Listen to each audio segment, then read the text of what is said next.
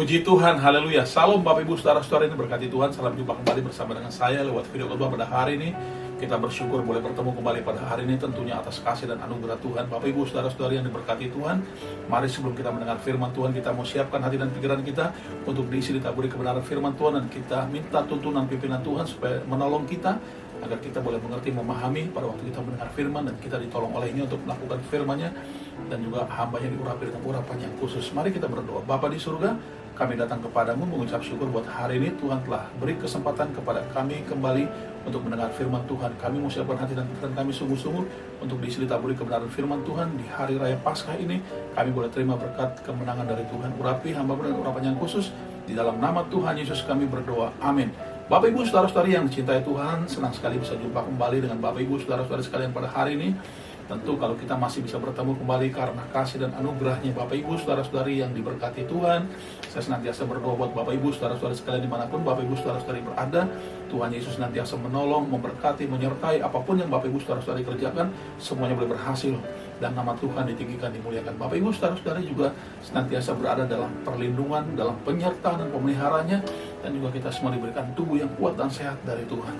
Bapak Ibu saudara-saudari, mari kita melihat Alkitab kita sama-sama yang terdapat di dalam surat 1 Korintus pasal 15 ayat 57 dan 58. Surat 1 Korintus pasal ke-15 ayat 57 dan 58. Saya akan baca buat kita semua. Tetapi syukur kepada Allah yang telah memberikan kepada kita kemenangan oleh Yesus Kristus Tuhan kita.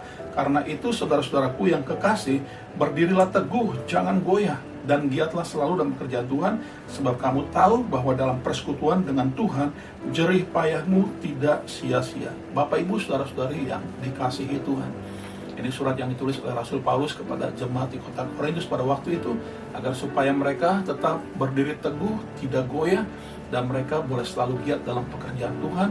Dan juga persekutuan mereka dengan Tuhan diberitahu oleh Rasul Paulus kepada jemaat di kota Korintus bahwa tidak ada yang sia-sia. Jerih payah mereka, persekutuan mereka dengan Tuhan, tidak ada yang pernah sia-sia. Bapak Ibu saudara-saudari yang dicintai Tuhan, kita melihat di sini di ayat 57 dikatakan bahwa tetapi syukur kepada Allah yang telah memberikan kemenangan kepada kita semua melalui Yesus Kristus Tuhan kita. Bapak Ibu saudara-saudari kasih Tuhan, hari ini kita semua, seluruh orang percaya di muka bumi ini sedang merayakan Hari Raya Paskah, sedang merayakan hari kemenangan yang Yesus Kristus Tuhan kita telah kerjakan di atas kayu salib melalui kematian dan kebangkitannya pada hari yang ketiga. Itulah kemenangan yang Allah telah berikan buat kita semua melalui Tuhan kita Yesus Kristus. Bapak Ibu saudara-saudari cintai Tuhan, kita memperoleh kemenangan yang sejati. Ya, kita harus menyadari sebagai orang percaya bahwa kita semua, saudara dan saya, telah menerima kemenangan yang sejati dari Tuhan. Ya, kemenangan yang sejati. Di ayat 56-59 sebelumnya dikatakan bahwa hai maut, di mana sengatmu?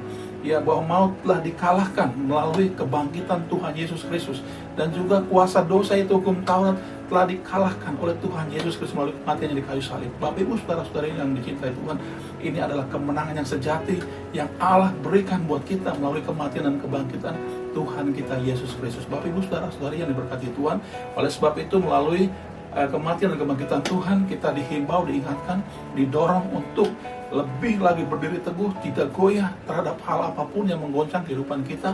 Kita harus tetap teguh berdiri di hadapan Tuhan, tidak goyah, karena Tuhan Yesus Kristus telah memberikan kemenangan bagi kita semua. Ya, kemenangan yang sejati, kemenangan yang sejati Tuhan telah berikan buat kita semua melalui kematian dan kebangkitannya. Pada hari raya ini, pada hari raya Paskah ini, kita bersyukur, kita berbangga kepada Tuhan kita Yesus Kristus yang telah memberikan kemenangan yang sejati bagi kita semua melalui kematian dan kebangkitannya. Oleh sebab itu kita harus berdiri teguh, tidak goyah, tetap kuat di dalam Tuhan, dan juga tetap giat dalam melakukan pekerjaan Tuhan yang dipercayakan kepada kita semua. Dan juga kita tetap bersekutu dengan Tuhan hari demi hari, waktu demi waktu, karena jerih payah kita dengan Tuhan tidak pernah sia-sia, tidak pernah sia-sia. Tuhan akan perhitungkan jerih payah kita pada waktu kita bersekutu dengan Tuhan, pada waktu kita melayani Tuhan, pada waktu kita tetap berdiri teguh mempertahankan iman kita terhadap goncangan dan situasi keadaan apapun. Bapak Ibu saudara-saudari yang dicintai Tuhan, mari, Tuhan telah memberikan kemenangan yang sejati kepada kita. Ya, kemenangan yang sejati. Tidak ada seorang pun yang mampu melakukan hukum Taurat, dan tidak seorang pun dibenarkan karena melakukan hukum Taurat. Dan justru oleh hukum Tauratlah maka kita semakin mengenal dosa. Nah, oleh sebab itu, orang-orang yang hidup di bawah hukum Taurat adalah orang yang hidup di bawah kutuk hukum Taurat. Orang-orang yang memegang hukum Taurat sebagai dasar kehidupannya, ya, itu adalah orang-orang yang terkutuk adanya. Dan orang-orang yang tidak sanggup melakukan hukum Taurat, ya, yang tidak mampu setia dan taat kepada hukum Taurat maupun kepada Allah, adalah orang-orang terkutuk. Nah, Tuhan Yesus sudah mengambil bagian di dalam hal itu, menjadi kutuk karena kita semua. Iya, dia menjadi kutuk karena kita semua. Karena setiap orang di muka bumi ini tidak satu pun yang sanggup melakukan seluruh hukum Taurat. Nah, oleh sebab itu, karena ketidaksanggupan manusia melakukan hukum Taurat, mereka dan kita semua adalah orang-orang yang terkutuk. Nah, Tuhan Yesus telah menjadi kutuk karena kita. Dia mati tergantung di kayu salib. Ya, dikatakan di dalam bagian Alkitab yang lain, Galatia pasal 3 ayatnya yang ke-13 dikatakan bahwa orang yang tergantung di atas kayu salib, terkutuklah dia.